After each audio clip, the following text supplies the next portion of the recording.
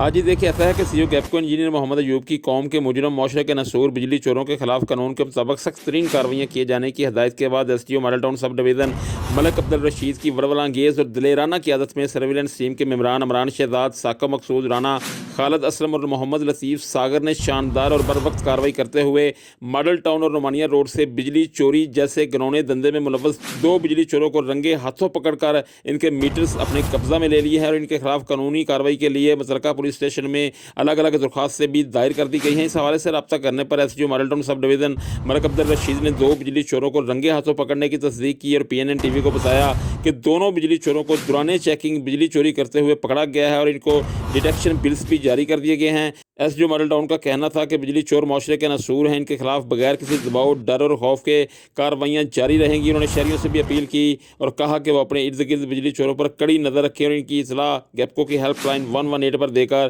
ایک ذمہ دار شہری ہونے کا ثبوت دیں۔ دوسری جانب ایک بار پھر بہترین کارکردگی پر شہر کے عوامی سماجی خصوصاً کاروباری حلقوں نے ماڈل ٹاؤن سب ڈویژن کے ایس ڈی او اور ان کی سرویلنس ٹیم کو بھرپور خراج تحسین پیش کرتے ہوئے سی او گیپکو انجینئر محمد ایوب کا شکریہ ادا کیا ہے۔